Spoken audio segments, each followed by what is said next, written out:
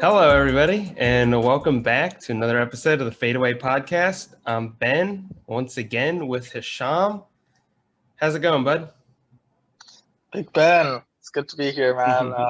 Honestly, I'm not gonna lie, there have been some great and some kind of disappointing games this week, but we'll get into all of them. But it's good to be here. Great to be here as well on a Sunday, beautiful afternoon following one of the ugliest basketball games I've seen this playoffs. Let's start with Suns Clippers. Yikes! The Suns pulled it out, and it was looking at the box score. You'd assume both teams lost this game.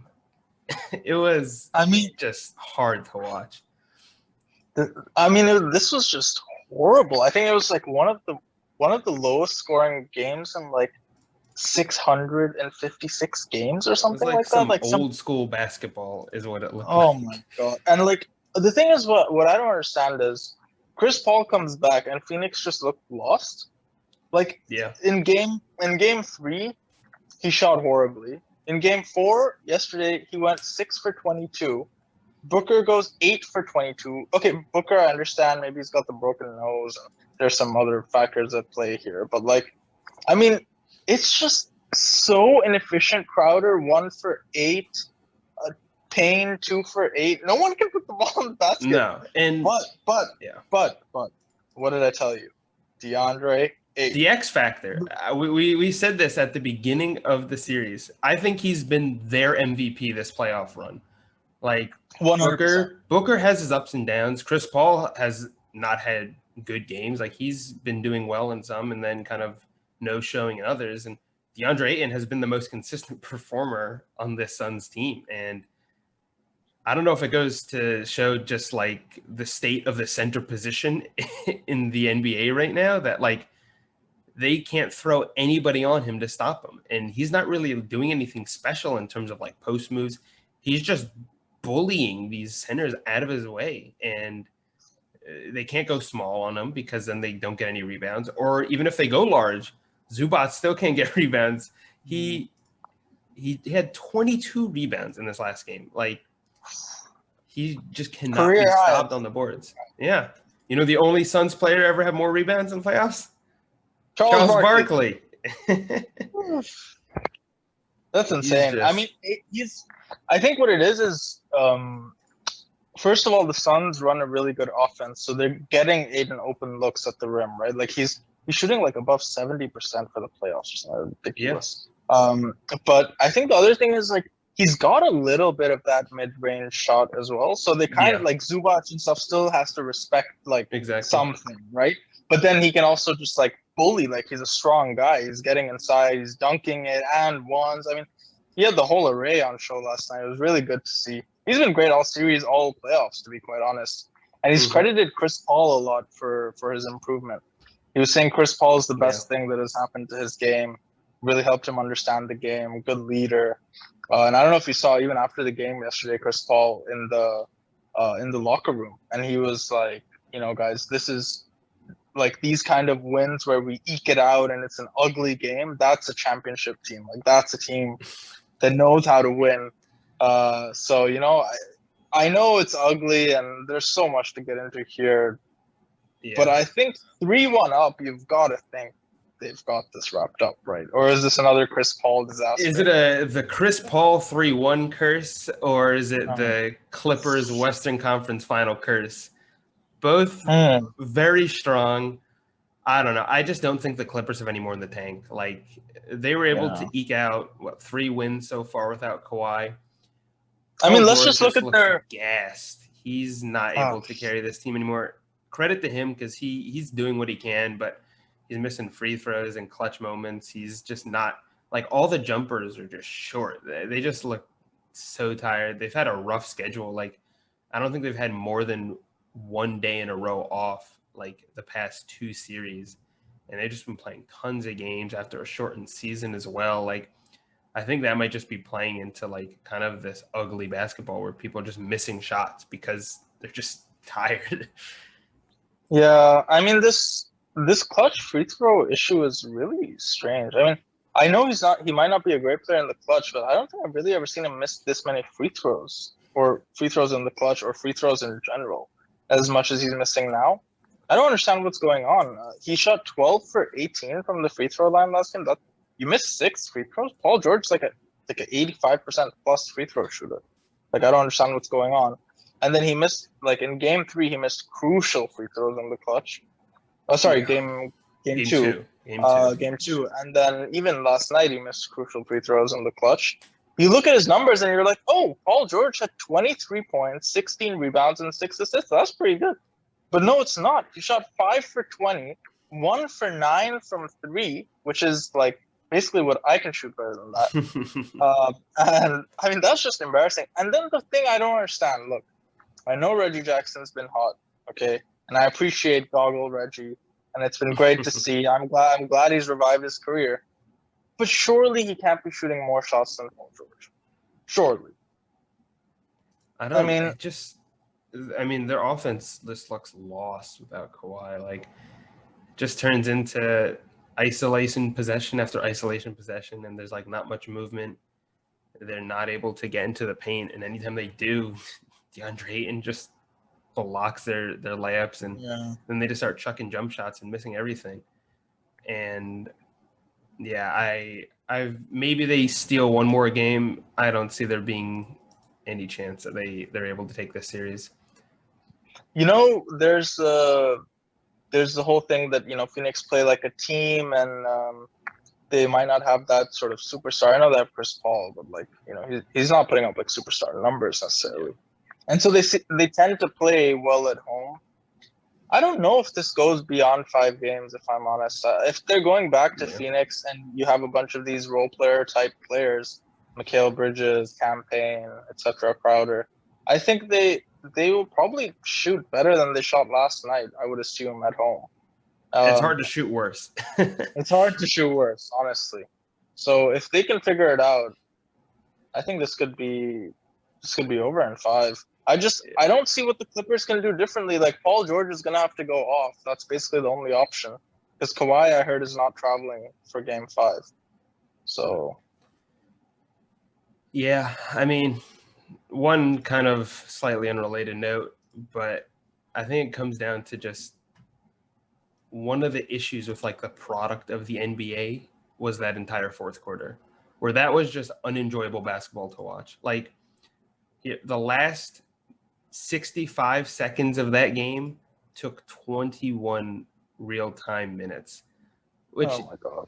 I mean, I get it's a strat, right? Say you're up 3, so you intentionally foul the team to do free throws. I don't know how you fix that issue, but watching just free throw after free throw, intentional foul after intentional foul is the most boring basketball to watch. And then they have the replays wherever you can see these replays like once or twice and you get a pretty clear answer, but then they watch it for 20 minutes to get the answer. And then they don't even review the most important turnover of the game, where the Clippers probably could have got that ball back and might have won that game. Like, I don't know how you don't review that. If I'm the Clippers, I'm pissed because that's a huge turning point in the last few seconds of that game. I don't know. The refereeing in this playoffs in particular has not looked great, and just the overall kind of like handling of the NBA product as a whole. And that like, no casual fan's going to watch that game and enjoy it. Like, you're turning that off after like the 12th intentional foul, because this is just not fun to watch. Like, of course we watch it because we're like more hardcore fans and enjoy the game, but it's just so boring. Like, you can go and like do something for 5-10 minutes knowing that the last 30 seconds of that game are just going to drag on. Yeah, no, even for hardcore fans, it's like, oh man, like, come on, there are like 30 seconds left in the game. Why should this take another half an hour to finish? And it's just like, I don't know if you remember that call. I think it was game 2 where Pat Bev sort of stripped Booker of the ball, and it looked like it was like, if you looked at it in real time, it's off Pat Bev. It should be like Suns ball or whatever. But they look at it so like the finest of margins, where like if you slow it down, it's always going to look different. And so something that's been called for years one way is like suddenly being changed. and it's just making it too technical. Like I think it's making it a bit unnecessarily like difficult, and it's like taking way too much time. I don't know how they're gonna fix this. Like there should be a time limit on like how long these things should take or something like that. But yeah, I mean, back to the to the actual basketball. I think it's. I'm not sure. I would say if you're the Clippers, Terrence Mann has been great in general. I think he's the big positive. Ty Lue seems pretty nonchalant about being down 3-1. He was like, yeah, we got to take it game by game, make adjustments. Done it before, I guess. Done it before, I guess. Yeah. So, I mean, you don't have LeBron this time. I think that's the that's big difference. You have Paul George instead of LeBron, right? So, I don't know. That's gonna look. I think it's over. I just don't see like I know Chris Paul. What's the Chris Paul stuff? I've never seen him shoot this inefficiently, maybe ever. 2 games in a row. He's just not been shooting well. But I don't. Yeah, I think there's a bit of that. Also, he's getting up there in age. Like he is a long season and a shortened season, and at that. But I think even like what's not shown in like the stats is he's still kind of basically their entire offense. Like their offense is either isolation possessions, which that game just led to contested mid-range jump shots that never fell. And then you have the high screen and roll with Chris Paul, who's able to kind of break down the defense and then pass it to an open shooter who in other games was making the shots, but in this just wasn't. Like he probably had like 5 or 6 assists that just kind of were left off because people couldn't hit open shots. So yeah.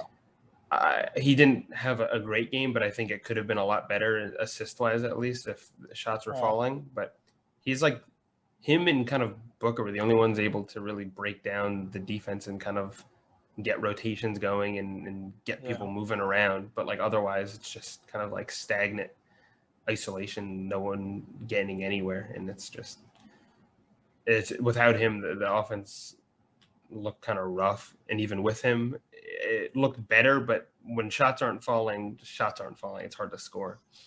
Yeah, I think it's weird because if this was like game 1 or something, I'd be like, oh, there's no way Chris Paul and Devin Booker both shoot this horribly again, but they did it in game 3 and they've done it again in game 4. But I would assume it's not going to be this bad at home. I think Chris Paul gets a couple games back under his legs, like he's ready to go. I think because he was in that, we had that whole thing where he tested positive even after having the vaccine and all that sort of. So he was some effects. Yeah, so he might still be feeling some effects. So he's just been not playing basketball for 2 weeks, so maybe he's just getting back into it. But yeah, I mean, I've got Suns in 5. I think it's over. Yeah. My Phoenix Suns are going to the NBA Finals. Super excited. I think it was weird because one stat I was looking at was Bridges didn't shoot a single 3 in game 4, and he's been like pretty lights out from 3. He always gets open looks. I don't know why he didn't take a 3. So I'm sure things like that will change. Crowder's not going to go 1 for 6 from 3, I think.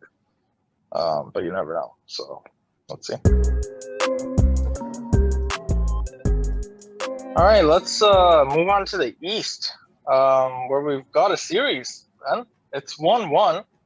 The Milwaukee Bucks versus the Atlanta Hawks. Let's talk first about game 1 because that was a very interesting game. Yeah, I mean, unexpected. I honestly thought the Bucks would kind of just roll over the Hawks here. I mean, they did in game 2, but interesting game for sure. Like, obviously, Bud still hasn't learned from any of his games he's coached ever, I guess, about how to utilize his good players. And I mean, the positives, you've got Giannis not taking 10 threes, only took 2 in game 1. So you take that. The issue is he didn't really have a great game from Middleton. And I think when you don't get that, it's hard for the Bucks to win. Drew Holiday had a great game, 33 points, 10 assists, but Middleton's got to score more than 15 for them to be able to win a game. But it came down to your boy Trae Young, dude. 48 points. just pretty much single-handedly carrying that team, getting a little help from like Collins and Herder, but Bogdanovich, Gallo not looking as good as they did in the last series. But they've got some role players on this Hawks team that can on any given night kind of drop 15, 20 points, and that's honestly all you need if your star players dropping 48. Yeah. Crazy game, right? I mean, I was basically in the same boat as you. I was thinking, man, if they can get a game like game 3 at home or something, and they can lose in 5, I think that would be pretty respectable for the Hawks, even though I'm definitely supporting the Hawks. But game 1, I mean, Trey came out firing, obviously 48 points, like 11 assists, 7 boards. He was like off the charts. I mean, the thing was, he's not a great 3-point shooter, but I feel like there's this like image of him as a great 3-point shooter, and so everyone still has to respect the shot because he's going to take them, right? And he goes like 4 for 13 or something, not too great like that, but he still hit like a couple of deep ones, couple of important shots, and he makes the defenders jump, right? And contest it. And he was just, I mean, picking them apart. But I will say, the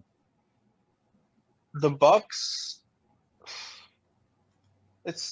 I mean, I don't even know where to start with the Bucks.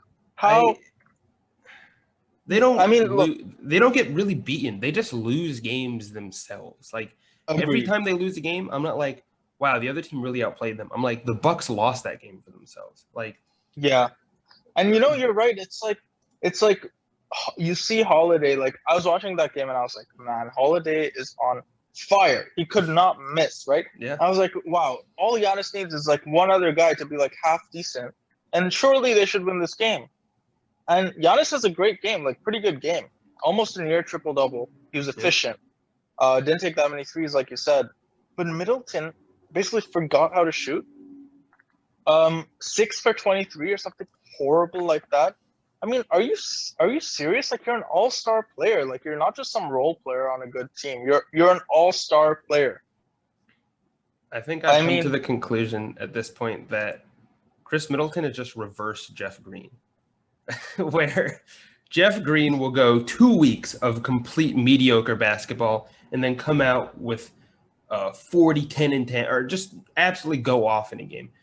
Chris Middleton is, at least in this playoffs and usually throughout the regular season, is able to like consistently do really well, but then every 2 weeks just drops an absolute stinker of a game where you're wondering, can this guy really be like a number 2 star on the team? And when it happens in the playoffs, that's not what you want, and it makes it tough to win those games when your team relies on you to be that consistent kind of scoring presence. And he gets it for like a few weeks in a row, but then every once in a while drops one of these.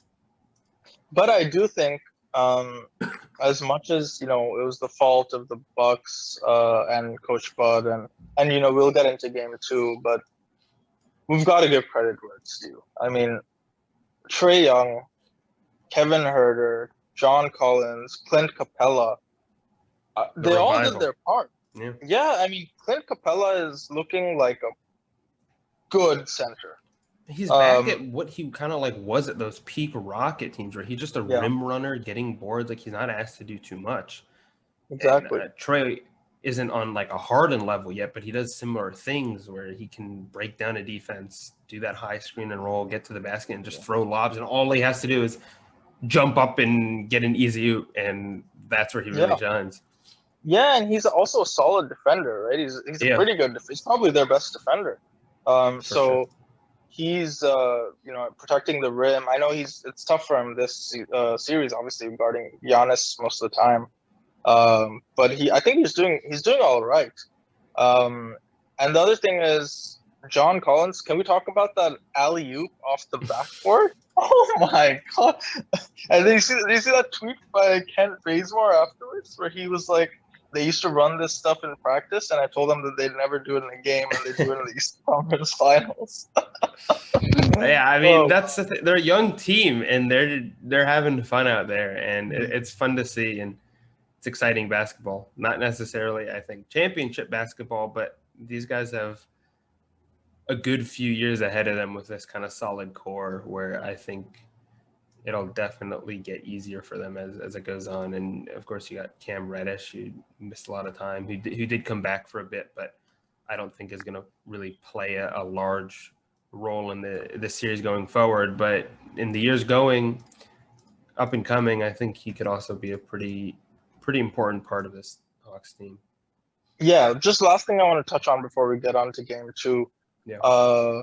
Bogdanovic, oh man, it hurts me to see him injured because I know he's playing and he's he's trying. I hope he's better tonight, but he's just not looking the same. He can't run at full speed. He can't really defend because people are just blowing by him.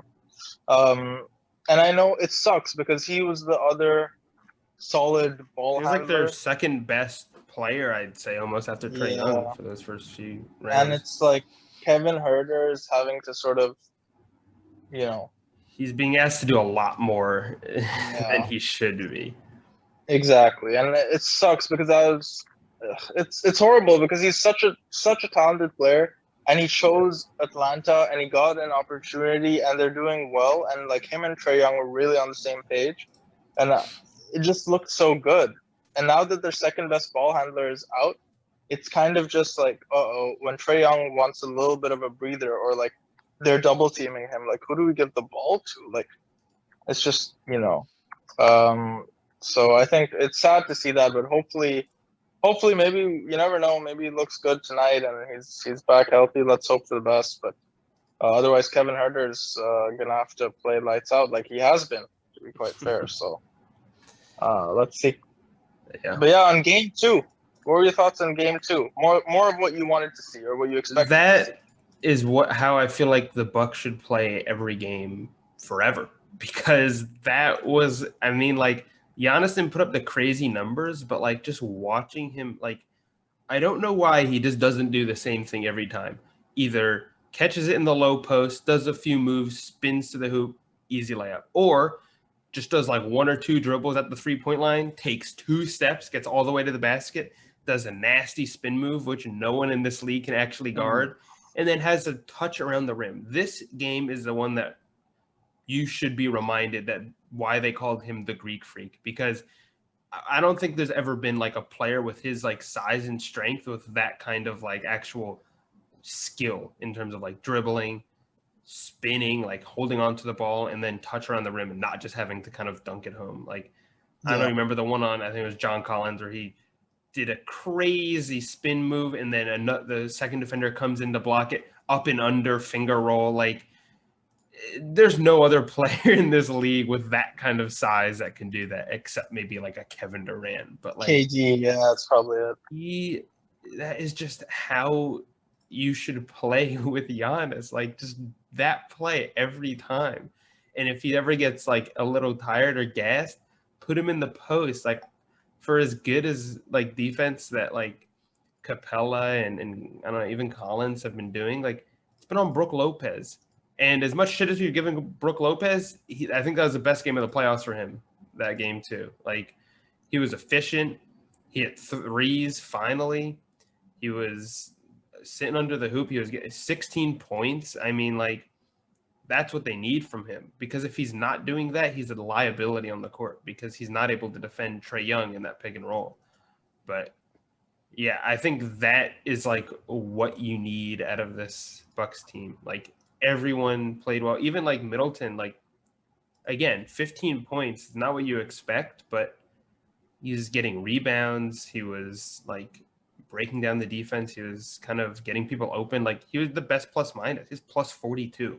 So it's not just points, but like he was helping the kind of offense flow really nicely. And they're not going to lose games if they shoot like 52% from the field and they're hitting their threes. Like that is what the Bucks ceiling is. And that's what they can do when they're all kind of clicking.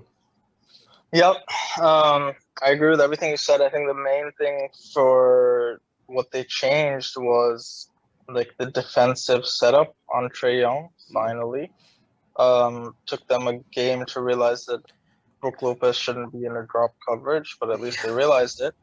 And he's learning. Bud's learning. He's learning. I was thinking through the whole game. I was like, "Oh, Ben must be in game one." I was like, "Ben must be just cursing." So happy. Oh man, God! But it was just funny because, like, you know, Trae Young always he loves that high pick and roll, right? And he would get whoever Holiday in the pick and roll, and then instead of Lopez just sitting deep, it would be Giannis coming up or Lopez coming up or someone else like doubling him. Like Trae Young was struggling, turning it over a lot. He had 9 turnovers. It was just a really bad game.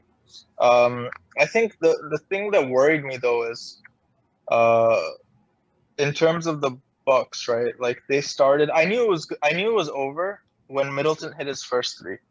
And that was the beginning of the first quarter, and I knew, Middleton hit a 3, and then Lopez hit a 3 in the corner, and I said, okay, might as well turn this off now. And I think the crazy thing is they started 7 for 10 from 3, the Bucks, and the Hawks were still in the game. That's the crazy thing. With Trae Young playing bad, the Hawks were down like 6. Yeah. And Trae Young goes to the bench, and the Bucks go on like a 20-0 run. He comes back like when they're on like a 14-0 run, and he turns it over and ends up being a 20-0 run. But it was just like you can't have him off with especially if Bogdanovic is slow and can't handle the ball properly. It's just they don't have anywhere to like. If Lou Williams is off while Young is not like on the floor, then it's just gonna be bad. There's no no other scoring on that team. Like exactly. Gallinari is like your second highest scorer. You're not going to win any games. I mean, and I think Cam Reddish did look decent coming back. I was surprised at that, but again, I don't think you can rely on a guy who's been out for however many games. Like he's been, like he's not playing any of these playoff games. Like it's tough to rely on. Agree. I think you're right. Actually, he looked really good. I was pleasantly surprised to see him out there. I think he was like not really expected to come back in this series, but he came back, looked really good. I don't know if he gets minutes. Honestly, he's a solid he's like a Paul George type of, obviously not at that level, but in terms of the physique and the way his shot is and that kind of stuff. I think he could be a solid defensive player, at least if you don't want to use him. Definitely. Yeah, like a body to put on the floor, maybe with the second unit. So let's see how that goes. But I don't know. I mean, like, I feel like they're both just hot shooting teams, and it depends on the night. Because I know Giannis is gonna get his, but if Trae Young is not 1 for 8 from 3, then like they don't start horribly, the Hawks. And I don't know if they get I know they got blown out in this game, but if I'm going away from Milwaukee 1-1. I'm pretty happy with what I've achieved. I mean, you did your job. You got back home court. Yeah, nobody cares if you lost the game by 1 or by 40. I mean, it's just a game, right? Like, on to the next one. So let's see what happens in Atlanta tonight. I expect the series to go back to Milwaukee 2-2. Okay. Yeah. Interesting. What are you thinking? Do you think the Hawks have a chance, or do you think Milwaukee's figured out stuff defensively? I think, I mean, like, just Trae Young, like, liable any given night to kind of go off for that, like, 40-plus game. And it's hard for them to lose those, even though it did look like they couldn't. I've got Bucks in 6 in this series. Like, I pray that they see what they did worked and they continue to do that, where you don't rely on Giannis 3-point shooting and he's not afraid of free throws to drive to the hoop. Like, if they're going to foul you that much, their whole team will foul out. Sure, you'll go 0 of 30 from free throws, but if their whole team fouls out, you're fine. Like, I just want to see aggressive Giannis, and I get he wants to be a threat, not even a threat, just like Draymond Green levels from 3, where you cannot be left wide open. So if they do close out on you, you get a much easier drive, and you're not being guarded as like a Ben Simmons. But I don't think playoffs is when you work on your 3-point shot. Like, that's a thing you take to the offseason and start trying to work on it. Obviously, like, putting on more muscle kind of hinders your shot a little bit, and you have to alter it kind of like LeBron did and stuff like that, and change your form. But he's not hitting threes. Like, even if he shoots like 3, like that's a wasted possession at that point.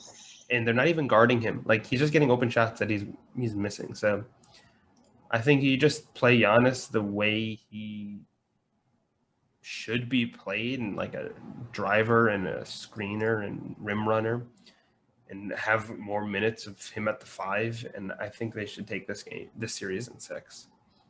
Yeah, I think to be honest, I'm quite impressed with his adjustments, because you remember in the series before, he was shooting like a lot of threes a game, like 6 to 8 like or something like that.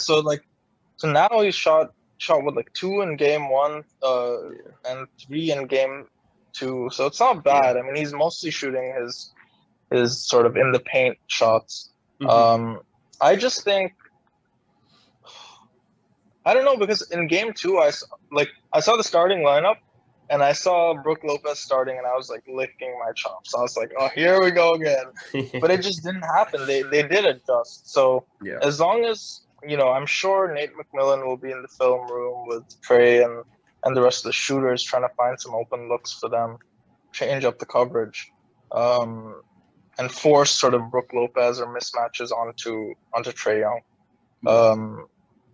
I don't know. I just sometimes, as much as I love Trae Young, sometimes I just feel like he pulls up unnecessarily from too deep. And I know he can do it, but I just don't necessarily think it's the best shot to take, like on a fast break or like.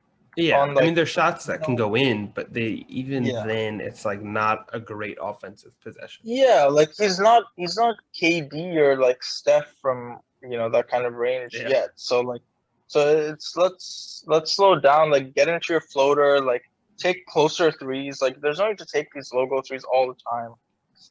Like 1 a game or something is fine, because he's gonna jack them up anyway. But no need to do too many. But I think at the end of the day, it's can the rest of the guys help him out? Can they defend? Like, can they stop the bleeding enough to let Trey do his thing and keep them in the game? Kevin Huerter and Cam Reddish and young guys, it's a lot to expect of them. And then, I think if you're like a Hawks fan, like you're happy. I mean, like, of course you want to win, but like you got DeAndre Hunter coming back, like you got Cam Reddish getting better. Like this team's only going to get better from here on out. I think you're pretty happy with how far this team's made it after being expected to lose in the first round, and even fight in this round. Like, actually, my sort of bold take is, I know he's played some decent minutes in the first couple of games, but Onyeka Okongwu, the rookie for the Hawks, look good. I really like him, and he reminds me. I remember when he was drafted, his player comp was Bam Adebayo, and he does remind me a bit of Bam. Yeah. I just feel like he should get.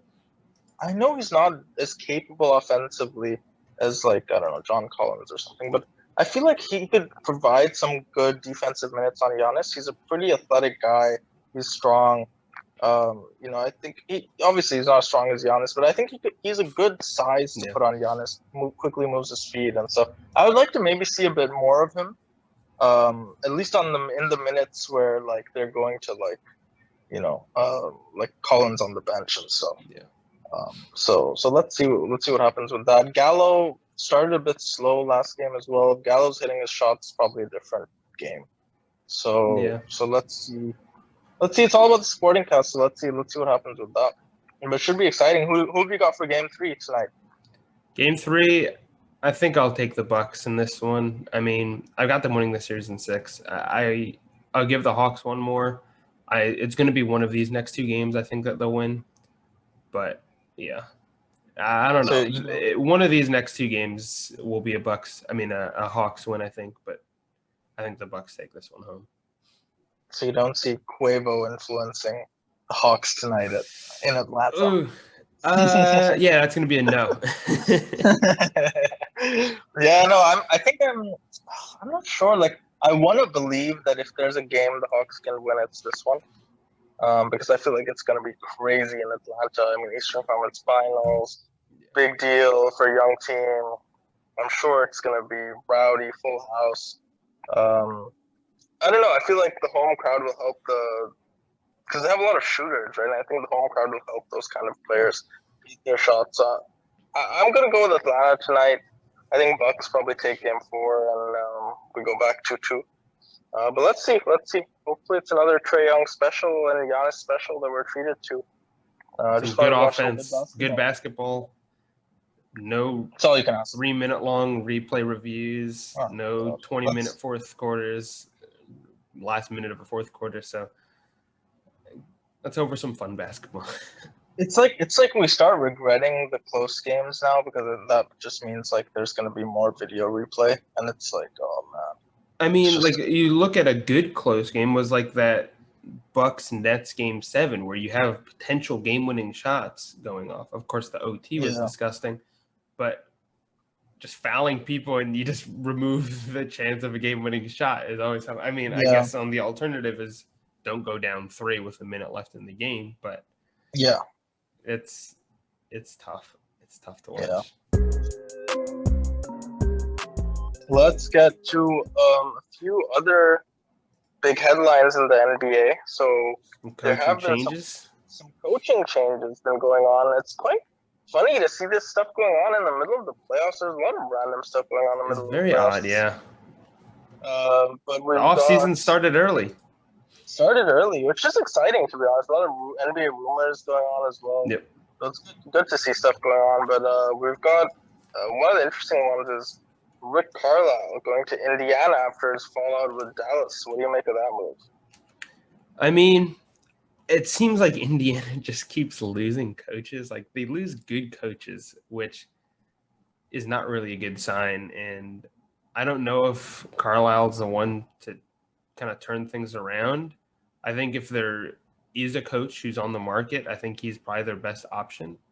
Because like this Spacer team has talent, like they have good players, and I think at that point it just comes down to like good coaching to kind of pull them together. I mean, he had success with Luka and in the Mavs, and I don't know how much of that is his coaching and how much of that is just Luka being one of the best young players in the game. But if he can kind of help unlock like a Malcolm Brogdon to like take that next step or something, then the space. I mean, the East I think is going to be pretty open next year. Like I think they'll have a chance to kind of get into the playoffs and see what happens. I mean, I like the hire. I don't know how much of it comes down to just organizational issues or players. Like, we'll see. I mean, he's back for another run. No Ron Artest this time. So, I mean, I like Carl as a coach. It'll be interesting to see for sure. What about you? Yeah. It's I don't know, a bit of a head scratcher for me, to be honest. Rick Carlisle, you've got to agree, is probably one of the more respected coaches in the NBA, right? And like players seem to like him. It seemed like he sort of left in a fallout with the Mavs. Indiana, like, sure, I was thinking maybe he would go to a team with a bit more of a playoff future. I know Indiana's not a bad team. They're probably like a consistent playoff team, barring this year because of the Nate Bjorkgren drama and the players hated him and he didn't know how to coach and all of that. But I think it's a good fit. Like they've definitely got talent. They've got T.J. Warren. They've got Brogdon. They've got Karis LeVert now, right? They got Turner, Sabonis, obviously the All-Star. So it's not like they've got a bad team, and I think Carlisle will be a good coach. I can definitely see them being like a 4 or 5 seed again next year. I just thought that he would go somewhere where they would be like, I don't know, someone who would be at least like a Eastern Conference semifinalist or like a Western. But which team would that be? You know what I mean? Like who's looking for a coach right now? Then I mean, yeah. There's not that many. That's true. Not that many options, and in terms of like what's left, like I don't think that's a bad choice for him. Like this is a good kind of opportunity to kind of take a bunch of good, fairly young players and trying to get them to buy into a system. And I think he played in Indy, if I'm not mistaken, right? He played in Indy, so I think it's he's got ties. Thing. Yeah, exactly. It's also that. Couple other ones as well. So we had Chauncey Billups, I think, getting his first head coaching gig. Yeah, with the Portland Trailblazers. Very exciting for Chauncey, I guess. I don't know how the Portland fans feel about it, but I don't know. Like, who know? It's always like up in the air with like new coaches. Like, who knows how it's gonna turn out? I mean, if you look back at a lot of these kind of new coaches that have been hired in the past few years, especially like former players, you've got Jason Kidd. So there's your bust. You got Steve Nash, who, I mean, dealt a great hand. So I don't know how well any other coach would do that. No comment. I mean, Steve Kerr coming into a great team, but you got to give it up. Like he coached those teams very well. Very well. Yeah, and I mean, it just comes down to like how well you adjust, because it's got to be a huge adjustment. Like point guards are kind of like the coaches of the team, so they have to kind of know the most about the game usually. But one of the things is just like that ego management and kind of player management that you don't have. It's not your responsibility as a player. Like the X's and O's, that's there, and you have your system, and I don't think that's ever usually the issue. It's just getting players to buy in. And that's where we see like kind of like a Monty Williams succeeding really well, Nate McMillan succeeding really well. But yeah, it'll be interesting to see. I mean, like Chauncey as a player, apparently he's got some, I don't know, some issues going on off the court, a few accusations. So we'll see how that plays out. But yeah, I don't know how I'd feel if I was a Portland fan. I mean, I guess it's good to see they're changing something, but I don't know if this is the change they need. Yeah, it's weird. I never really figured if Terry Stotts was the issue. Like, I feel like he was still pretty liked in Portland, regardless of their playoff woes. And my only thing is, man, like, is coaching really the issue, or is it the roster, first of all? Secondly, is I'm assuming this is a Dame hire. Surely Damian Lillard is like, approving or denying coaching candidates. And I think like for him, someone to listen to, like Chauncey, who's like done it in like big moments and stuff, is cool. But at the same time, he's also supposed to be a coach, which he's never been. And this is like prime Damian Lillard years. And even like as an assistant, how many years does Chauncey spend? Not really that many. No, I mean, there's no way to tell how good or bad of a coach he's going to be. Like it's really. So I don't know. I'm a bit skeptical. I just wouldn't, if I'm Portland's GM and I have Damian Lillard and my team is like basically sinking and like there are trade rumors of trading McCollum or Lillard leaving or whatever. Why would I hire a first-time coach to solve these issues? That's my only concern. But if it's someone that Dame wanted, then obviously that's a whole nother discussion.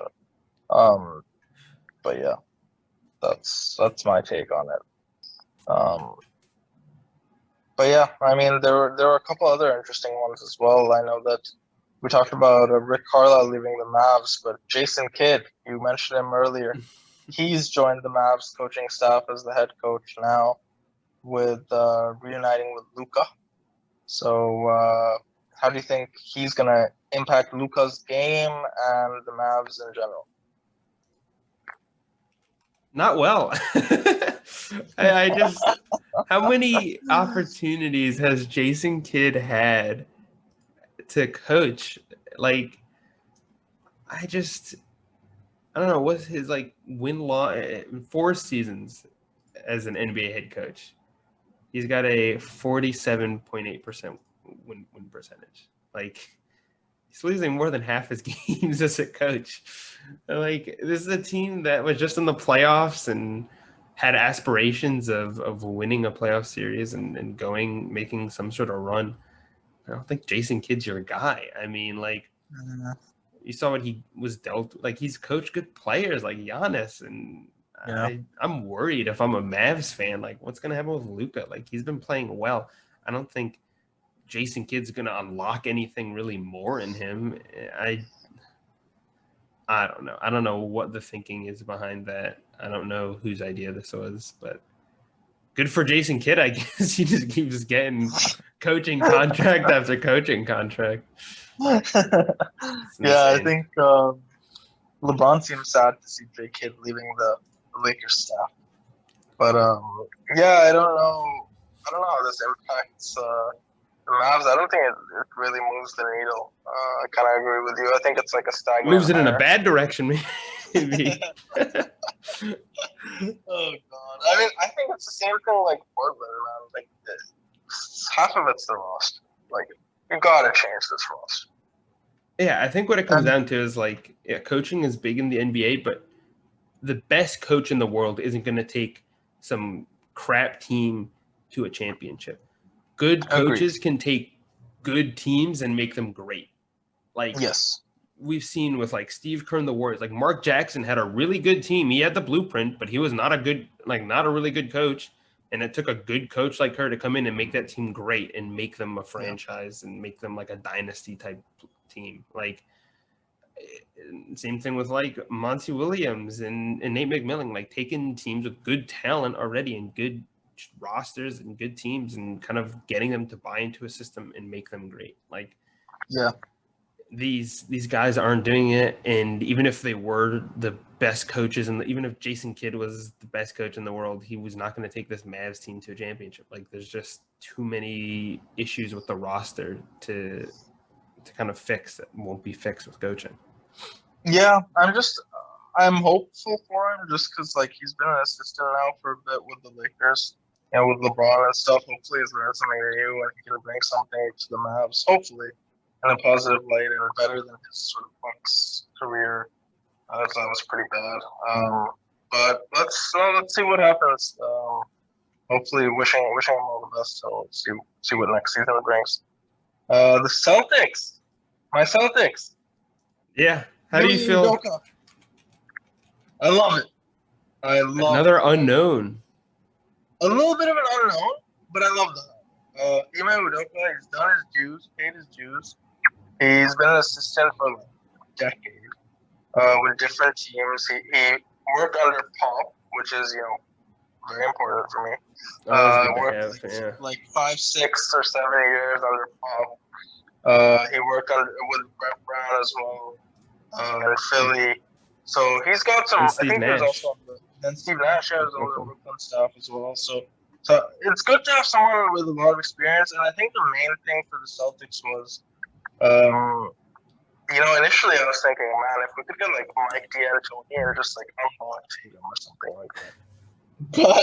But I'll tell you what, Ime Udoka is apparently like really looked up to by Jaylen Brown, Marcus Smart, and Jason Tatum because they worked with him on Team USA camps.